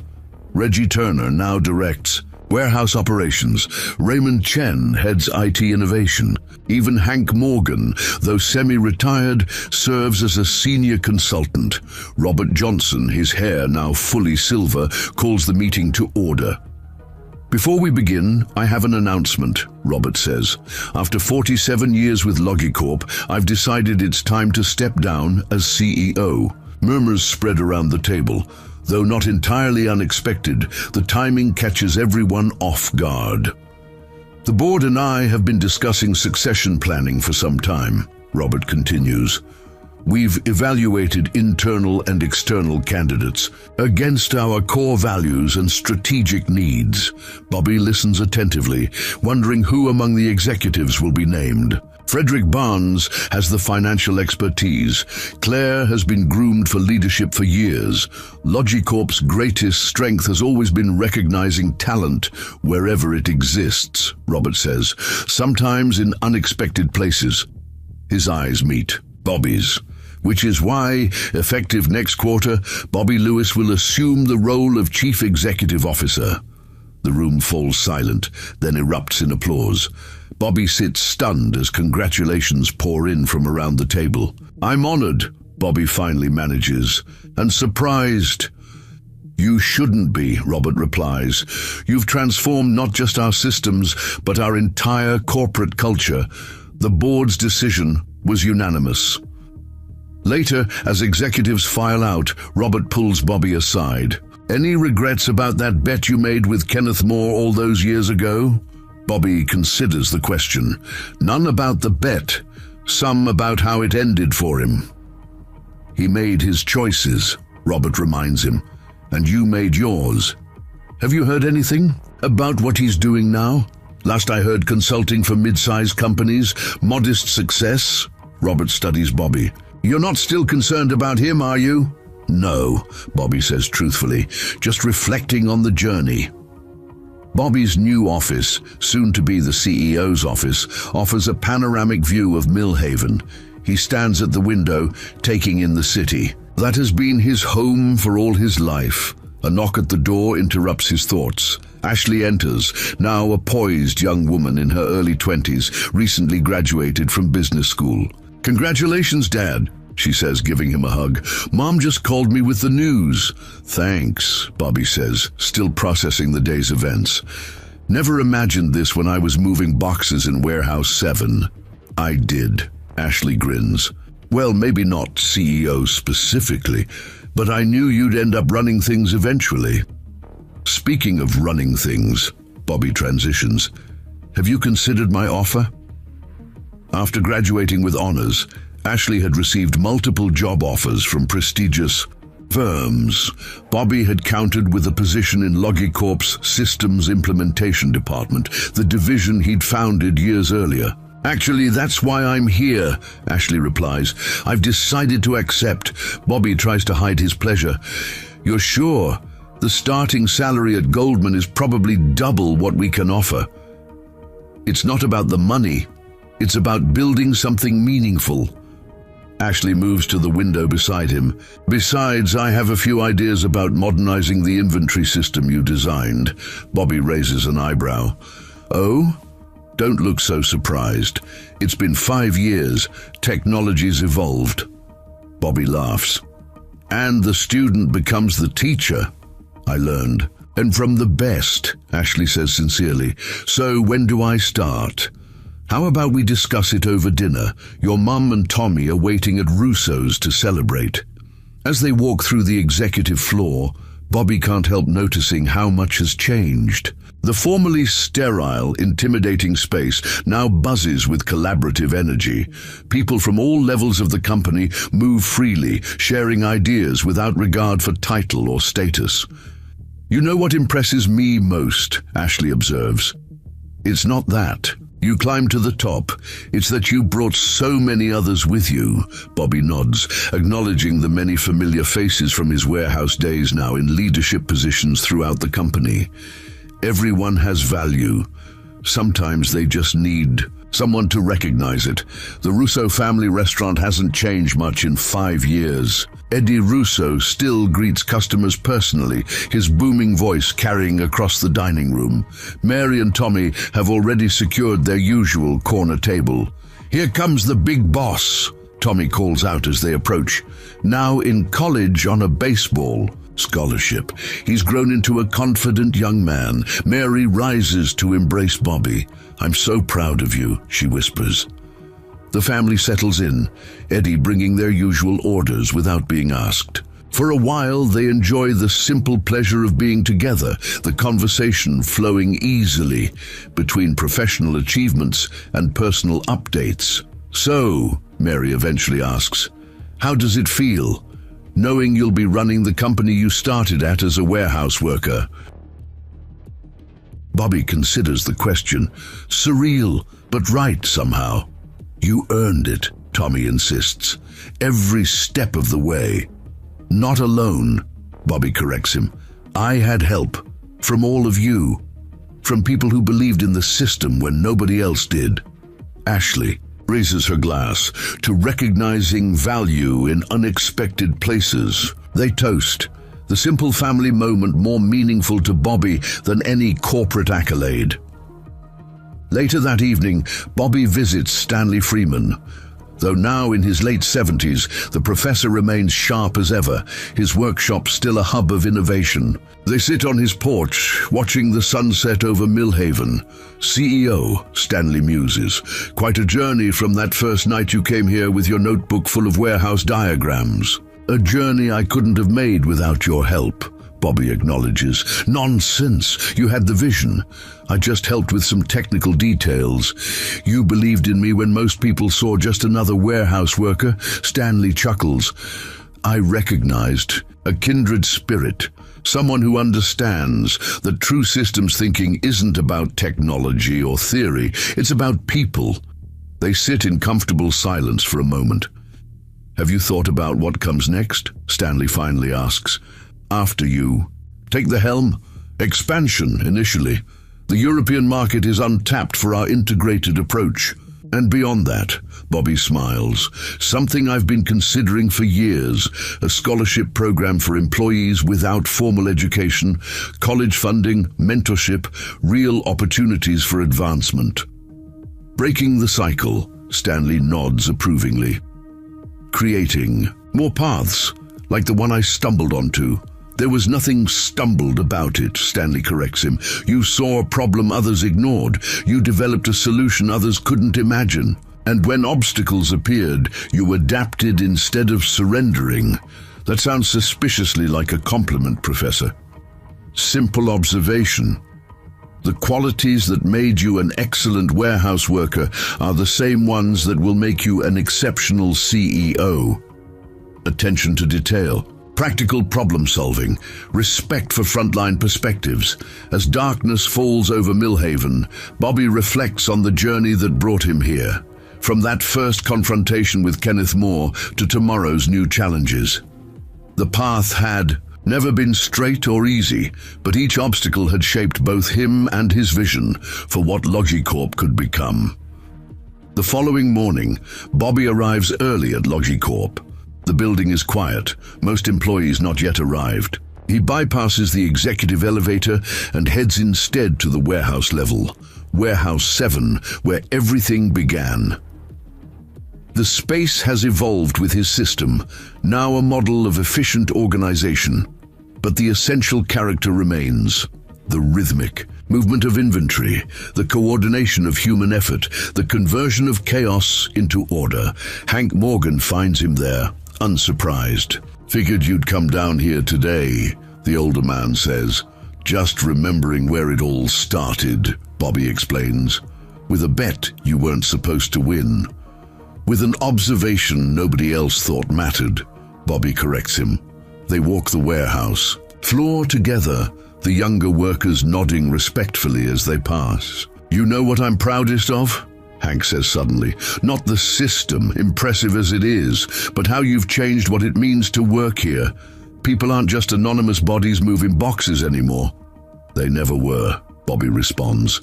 "Some people just couldn't see their value.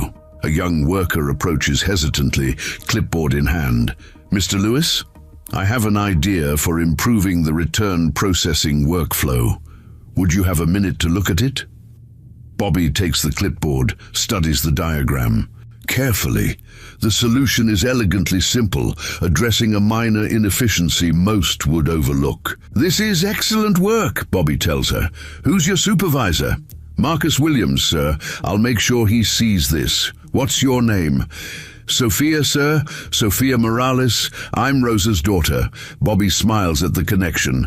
"Well, Sophia, this is exactly the kind of thinking Logi Corp needs. Keep it up." As Sophia returns to her station, visibly energized by the encouragement, Hank chuckles. Some things never change, still encouraging warehouse workers to think beyond their stations. "Everyone has something valuable to contribute," Bobby states. Simply, "My job is just to make sure they have the opportunity."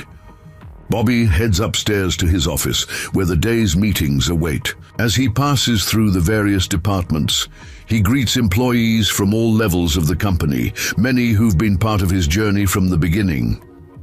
In his office, he finds a package waiting on his desk. Inside is a beautifully framed photograph of Warehouse 7 from 15 years ago, with a note from Claire. "Never forget where great ideas can come from." Bobby places the photograph prominently on his wall, a reminder of both the journey behind him and the path ahead. Then he opens his notebook, still his most trusted tool, and begins planning the next evolution of the company he once simply hoped to save. The door opens and Robert Johnson enters for their transition meeting. "Ready to take the reins?" The outgoing CEO asks. "Ready," Bobby confirms, closing his notebook, "though I expect I'll still be calling for advice." "Just trust your instincts," Robert advises. "They've gotten you this far. And remember the people on the front lines," Bobby adds. "They're the ones who make any system work." A lesson more CEOs would do well to learn. Robert extends his hand. "Logi Corp is in good hands, Bobby. I can think of no one better to lead it into the future." As they begin discussing the transition details, Bobby feels the weight of the responsibility he's accepting, but it's a weight balanced by certainty, not just in his abilities but in the principle that has guided him from warehouse worker to CEO.